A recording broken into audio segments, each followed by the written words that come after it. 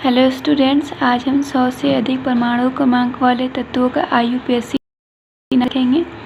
ये नामांकन बहुत ही ईजी है। इसमें हमें परमाणु क्रमांक में उपस्थित अंकों के आंगिक मूल का मान याद करना रहेगा और फिर परमाणु क्रमांक में जो भी अंक उपस्थित होंगे उनमें अंकों के स्थान पे उनके आंगिक मूल का मान रख देना होगा। तो यहाँ पे 0 से 9 तक अंकों के आंगिक मूल दिए हुए हैं और उनका संक्षिप्त रूप भी दिया हुआ है। तो जैसे 0 का आंगिक मूल है नील, जिसको संक्षिप्त रूप में n से दिखाते हैं।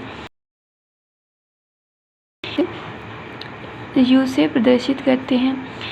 2 का बाई B से दिखाते हैं। 3 का ट्राई T से, 4 का क्वाड Q से, 5 का पेंट P से, 6 का हेक्स H से, 7 का सेप्ट S से, 8 का ऑक्ट O से और 9 का इन E से दिखाते हैं। तो अब हम एग्जाम्पल से देखेंगे कैसे इसका नाम रखेंगे।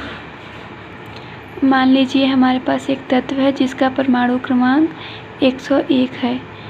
तो 101 परमाणु वाले तत्व का नाम रखना है। तो 1 का जो आंगिक मूल का मान था वो था अन, तो ये हो जाएगा अन। फिर 0 का नील था तो ये हो जाएगा नील।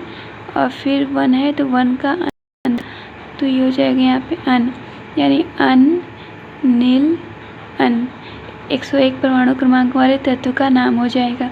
या इसे अगर हम संकेत रूप में दिखाना चाहें तो अन का संकेत था U, नील का संकेत था N और फिर अन का संकेत था U, यानी इसका सांकेतिक रूप में नाम UNU हो जाएगा।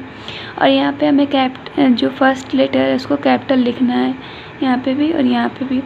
मान लीजिए इस समय एक तत्व है जिसका परमाणु क्रमांक 105 है। देखेंगे 1 के आंगिक मूल का मान हो जाएगा यहाँ पे भी अन। फिर 0 है, 0 के आंगिक मान हो जाएगा नील और 5 के आंगिक मूल का मान हो जाएगा पेंट। तो ये इस तरीके से हो जाएगा अन नील पेंट। यह सांकेतिक रूप में हो जाएगा अन का U हो जाएगा, नील का N हो जाएगा और पेंट का P, तो UNP इसका सांकेतिक रूप हो जाएगा। इस तरीके से और भी 118 तक परमाणु क्रमांक वाले तत्व खोजे जा चुके हैं जिनका नाम हम इसी तरीके से लिख सकते हैं। मान लीजिए हम 118 परमाणु क्रमांक वाला तत्व ले रहे हैं तो उसका नाम हो जाएगा 1 का अन हो जाएगा, फिर सेकंड वाले 1 का भी अन रहेगा और फिर थर्ड वाले 8 का ऑक्ट, अन ऑक्ट, यानी सांकेतिक रूप में UO हो जाएगा। इसी तरीके से हमें जितने भी परमाणु क्रमांक वाले तत्व पता हैं हम उनका नाम इजीली लिख सकते हैं। आगे हम इलेक्ट्रॉनिक विन्यास के आधार पर दीर्घाकार आवर्त सारणी का विभाजन देखेंगे। तो आवर्त सारणी जो इलेक्ट्रॉनिक विन्यास के आधार पर 4 भागों में विभाजित है। तो हम देख रहे हैं इनके नाम है S block, P block, D block और F ब्लॉक के तत्व हैं। S ब्लॉक के तत्व तो SPDF ब्लॉक के तत्व हैं। इसमें हम देख रहे हैं कि समूह 1 और समूह 2 के तत्व को S ब्लॉक के तत्व कहते हैं। 13, 14, 15, 16 और 17, 18 समूह के तत्वों को P ब्लॉक के तत्व और 3 से लेकर 12 के तत्वों को D ब्लॉक के तत्व और आवर्त सारणी के बाहर के तत्वों को F ब्लॉक के तत्व कहते हैं। तो इन तत्वों का नामांकन इस आधार पर किया तत्वों के आखिरी खोज के अंतिम इलेक्ट्रॉन किस उपकक्ष में जाते हैं। जैसे कि जिन तत्वों के आखिरी इलेक्ट्रॉन उनका नाम S ब्लॉक का तत्व है, मतलब कि वो तत्व S ब्लॉक के अंतर्गत आते हैं। और जिन तत्वों के आखिरी कोश के अंतिम इलेक्ट्रॉन P उपकक्ष में जाते हैं उनका वो के अंतर्गत आते हैं। और जिन तत्वों के अंतिम इलेक्ट्रॉन D उपकक्ष में प्रवेश पाते हैं वो D ब्लॉक के अंदर आते हैं। और जिन तत्वों के अंतिम इलेक्ट्रॉन F उपकक्ष में प्रवेश पाते हैं उन्हें F ब्लॉक के तत्व कहते हैं। हमें इन सभी तत्वों की विशेषताओं के बारे में पढ़ना है, मतलब सभी ब्लॉक के तत्व की, S ब्लॉक के तत्व की विशेषता, P ब्लॉक के तत्व की विशेषता, डी और एफ ब्लॉक के तत्व की विशेषताओं के बारे में पढ़ना है। तो हमने देखा कि इलेक्ट्रॉनिक विन्यास के आधार पर दीर्घाकार आवर्त सारणी 4 भागों ब्लॉक के तत्व, पी ब्लॉक के तत्व, डी ब्लॉक के तत्व और एफ ब्लॉक के तत्व। तो हम सबकी विशेषताओं को पढ़ेंगे। सबसे पहले हम एस ब्लॉक के तत्व की विशेषताओं को देखते हैं।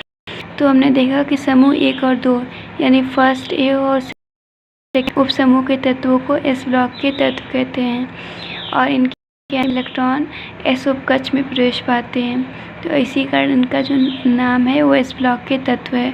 और फर्स्ट ए उप समूह के तत्व यानी समूह फर्स्ट को क्षारीय धातु और सेकंड ए उप समूह के तत्व यानी समूह 2 क्षारीय मृदा धातु कहते हैं। अब इनकी विशेषताओं को देखते हैं। तो इनका इलेक्ट्रॉनिक विन्यास जो होता है वो NS1 से 2 टाइप का होता है। मतलब जो उनके आखिरी कोश के इलेक्ट्रॉन होते हैं वो इस तरह के उपकक्ष में प्रवेश पाते हैं। मतलब या एस उपकक्ष में 1 इलेक्ट्रॉन होगा या फिर उस एस उपकक्ष में 2 इलेक्ट्रॉन होगा। तो जैसे हम यहाँ देख रहे हैं कि फर्स्ट ए उप समूह के तत्व का विन्यास देख रहे हैं, तो इसे समूह फर्स्ट भी कह सकते हैं। तो इसमें क्या है कि जो भी तत्व हैं उनका इलेक्ट्रॉनिक विन्यास NS1 टाइप का होता है और समूह के तत्वों का इलेक्ट्रॉनिक विन्यास NS2 टाइप का होता है। तो यहाँ देख रहे हैं जैसे इसमें फर्स्ट ए समूह में तत्व हैं हाइड्रोजन, लिथियम, सोडियम, पोटेशियम। तो हाइड्रोजन का परमाणु क्रमांक 1 है तो उसका विन्यास हो गया NS1। तो देख रहे हैं कि इसके आखिरी कोश में क्या है, 1 इलेक्ट्रॉन है। एस उपकक्ष में 1 इलेक्ट्रॉन, ऐसा ही है एस उपकक्ष में 1 इलेक्ट्रॉन। लिथियम का लिख रहे हैं तो 1s2 2s1।